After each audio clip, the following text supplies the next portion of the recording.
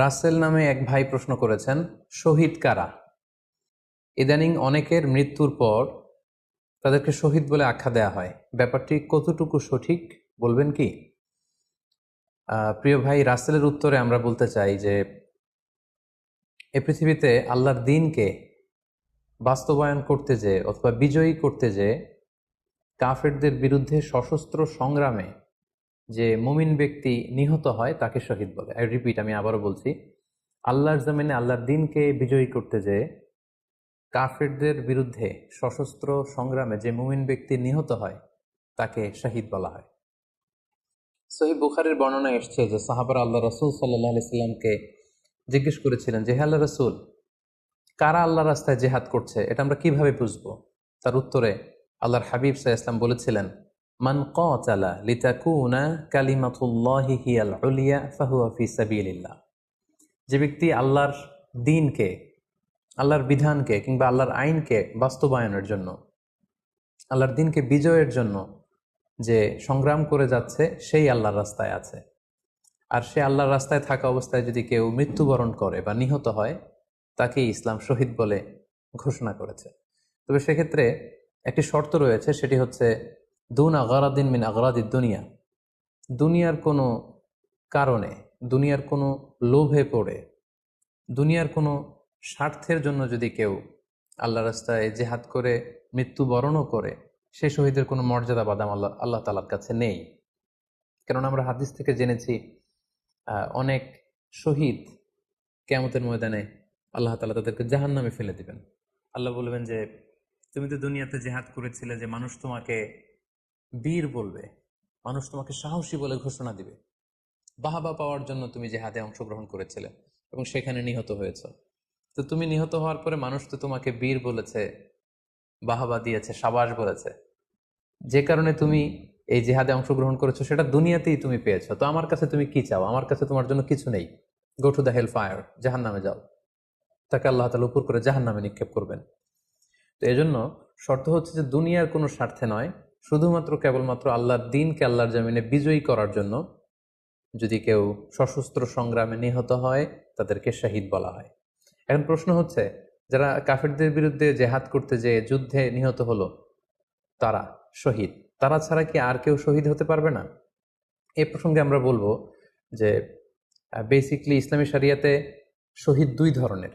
ইবনু হাজার আল আসকালানি উনিও শাহাদাতের প্রকারভেদ করতে যেয়ে বলেছেন যে শহীদ দুই প্রকার। একটা হচ্ছে শাহিদ উদ্দুনিয়া ওয়াল আখরা, যেটা আমরা বলেছি যারা আল্লাহ রাস্তায় নিহত হয়েছে তারা।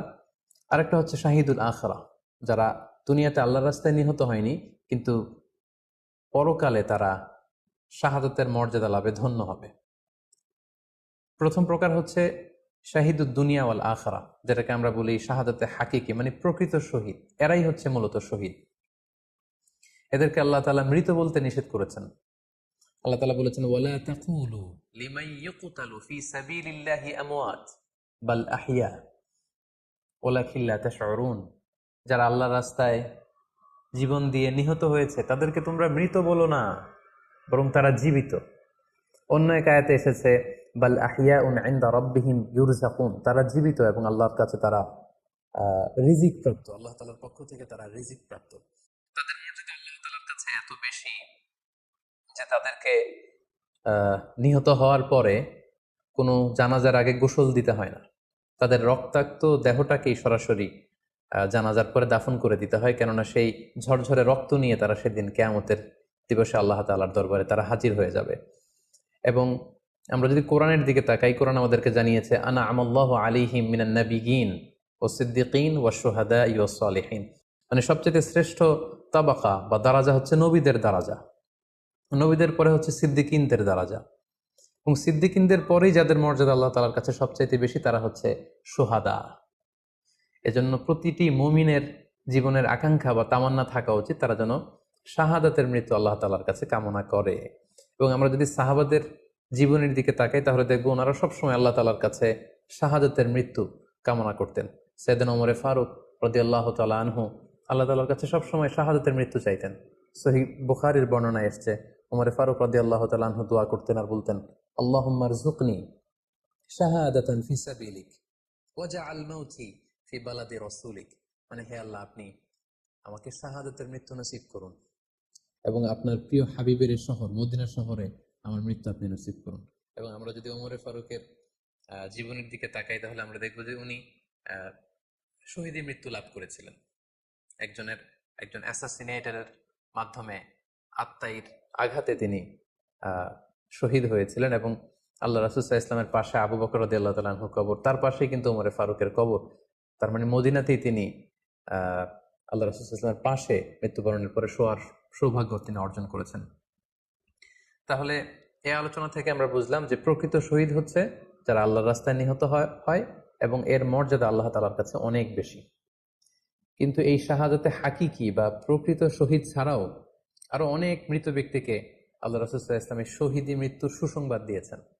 তারা জেহাদে অংশগ্রহণ করেনি, তারা কাফিরদের আঘাতে নিহত হয়নি, তারা প্রকৃত শহীদ নয়, কিন্তু কিয়ামতের দিন তারা শাহাদাতের মর্যাদা লাভ করবে। তারা কারা? এ ব্যাপারে আমরা সহিহ মুসলিমের একটি হাদিস এখানে উল্লেখ করতে চাই, যেখানে আল্লাহ রাসূল সাল্লাল্লাহু আলাইহি সাল্লাম সাহাবাদেরকে জিজ্ঞেস করেছেন, মা তাউদ্দুনা শাহিদা ফিকুম, ওহে সাহাবারা, তোমরা কাদেরকে শহীদ বলে মনে করো? সাহাবারা বললেন, যারা আল্লাহর রাস্তায় নিহত হয় তারা শহীদ। তখন আল্লাহ রাসূল সাল্লাল্লাহু আলাইহি ওয়াসাল্লাম বললেন, ইন্না শুহাদা উম্মতি ইদান লাকালিল, এরকম হলে তো আমার উম্মতের মধ্যে শহীদদের সংখ্যা একেবারে কম। যারা জেহাদের সুযোগ পাবে না, জেহাদের ময়দানে কাফেরদের বিরুদ্ধে সশস্ত্র সংগ্রাম করে যারা নিহত হওয়ার সুযোগ পাবে না, তাহলে তো তারা শহীদ হতে পারবে না। সাহাবারা এই কথা শুনে বললেন, ইয়া রাসূলুল্লাহ, তাহলে কারা শহীদ আপনি বলেন। তখন আল্লাহ রাসূল সাল্লাল্লাহু আলাইহি ওয়াসাল্লাম বললেন যে যারা আল্লাহর রাস্তায় নিহত হয় তারা তো শহীদ বটেই, পাশাপাশি ওমান মাতা ফি তাউনি ফাহুয়া শাহীদ, মহামারীতে যারা মারা যায় তারাও কিন্তু শহীদ। প্লেগ রোগে বা মহামারীতে, এই যে করোনা ভাইরাসের সময় যারা ঈমানের সাথে ইন্তেকাল করেছে তাদেরকেও আল্লাহ তাআলা শাহাদাতের মর্যাদা দান করবেন। ওমান মাতা ফিল বাতনি ফাহুয়া শাহীদ, পেটের পীড়ায়, পেটের কোনো রোগে যদি কেউ আক্রান্ত হয়ে মারা যায়, সে কিয়ামতের দিন শাহাদাতের মর্যাদা লাভ করবে। ওয়াল গরিকু শাহীদ, পানিতে ডুবে যদি কেউ মারা যায় সেও শাহীদ। এভাবে অন্যান্য আরো অনেক হাদিসে, কোনো হাদিসে 5 জন, কোনো হাদিসে 7 জন, কোনো হাদিসে আরো বেশি, এভাবে আরো অনেক ব্যক্তিকে আল্লাহ রাসূল সাল্লাল্লাহু আলাইহি ওয়াসাল্লাম শাহাদাতের মর্যাদা লাভে তারা কিয়ামতের দিন ধন্য হবে এই মর্মে তিনি আমাদেরকে জানিয়েছেন।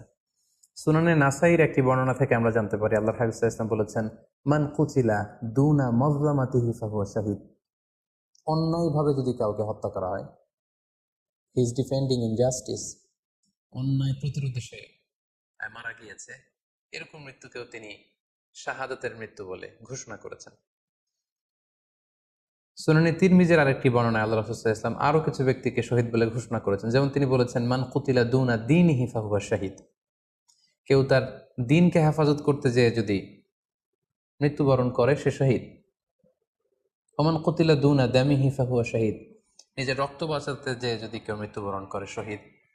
তার সম্পদ বাঁচাতে যেয়ে যদি মৃত্যুবরণ করে সে শহীদ। তার ফ্যামিলিকে সেভ করতে যেয়ে কেউ যদি মৃত্যুবরণ করে সেও শহীদ।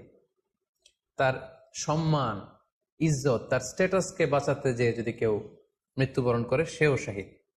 আরেক বর্ণনায় আমরা জানতে পারছি, আল্লাহ রাসূল সাল্লাল্লাহু আলাইহি ওয়াসাল্লাম বলেছেন, ওয়াসাহিবুল হাদমি ফাহুয়া শাহীদ, অর্থাৎ ধ্বংসস্তূপের নিচে চাপা পড়ে যদি কেউ মারা যায় বা কোনো দেয়ালের নিচে চাপা পড়ে যদি কেউ মারা যায় সে শহীদ।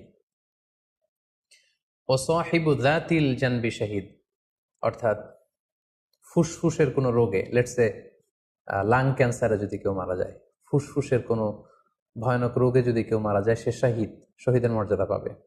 আল হারিকু শাহীদ, আগুনে পুড়ে যদি কেউ মারা যায় সেও শহীদ। ওয়াল মারআতু তামুতু বিজুমঈন শাহীদ, বাচ্চা পেটে ধারণ করেছে, অর্থাৎ গর্ভবতী মা যদি এই প্রেগনেন্সির কারণে কিংবা বেবি ডেলিভারি করতে যেয়ে যদি মারা যায় সেও কিন্তু শহীদদের কাতারে দাঁড়াবে। এভাবে আমরা বিভিন্ন হাদিসের আলোকে এবং আল্লাহ রাসূল সাল্লাল্লাহু আলাইহি ওয়াসাল্লামের সুসংবাদ বাণীর আলোকে আমরা বুঝতে পারি যে আল্লাহর রাস্তায় যারা জেহাদ করে আল্লাহর দ্বীনকে বিজয়ী করতে যে মৃত্যুবরণ করেছে তারা হচ্ছে প্রকৃত শহীদ। তাদের মর্যাদা আল্লাহ তাআলার দরবারে অনেক অনেক বেশি। কিন্তু এই শহীদ ছাড়াও আরো অনেক ধরনের মৃত্যুকে আল্লাহর হাবিব সাল্লাল্লাহু আলাইহি ওয়াসাল্লাম শাহাদাতের মৃত্যুর সাথে ঘোষণা করেছেন। সো যারা জেহাদে মারা গেল তারাই শহীদ, বাকিদেরকে শহীদ বলা যাবে না, এই কথাটি ঠিক নয়। বরং আল্লাহ রাসূল সাল্লাল্লাহু আলাইহি ওয়াসাল্লাম নিজেই চেয়েছেন, তিনি বলেছেন যে তোমরা যদি শুধু এই এক শ্রেণীকে শহীদ বলো তাহলে তো আমার উম্মতের মধ্যে শহীদের সংখ্যা একেবারে কম। আর আমি চাই আমার উম্মতের মধ্যে থেকে অনেক সংখ্যক লোক এই শাহাদাতের দারাজা, এই মর্তবা, এই মর্যাদা লাভ করে ধন্য হোক। তাই আমরা যে কেউ একটি বর্ণনার কথা বললাম, এছাড়াও আরো অনেকগুলো বর্ণনা আছে। এই ধরনের মৃত্যু যারা বরণ করেছে, লেটসে পানিতে ডুবে, আগুনে পুড়ে, পেটের পীড়ায়, নিজের সম্পদ বাঁচাতে যে, অন্যায়ের প্রতিরোধ করতে যে, সন্তান ভূমিষ্ঠ করতে যে, এরকম যত ধরনের মৃত্যু রয়েছে, এ ধরনের মৃত্যুকে আল্লাহ রাসূল সাল্লাল্লাহু আলাইহি ওয়াসাল্লাম শহীদী মৃত্যু বলেছেন। এবং কিয়ামত দিবসে এই সমস্ত লোকেরাও তারা শাহাদাতের মর্যাদা লাভে ধন্য হবে ইনশাআল্লাহ। আশা করি প্রশ্নের উত্তর আপনি পেয়েছেন। আল্লাহ তাআলা আমাদের সবাইকে সঠিকভাবে ইসলাম জানার, বোঝার এবং সে অনুযায়ী মানার তৌফিক দান করুক। হাযা মা ইনদি ওয়াল ইলমু ইনদাল্লাহ আলাইহি তাওয়াক্কালতু ওয়া ইলাইহি উনীব। ওয়াসসালামু আলাইকুম ওয়া রাহমাতুল্লাহি ওয়া বারাকাতুহু।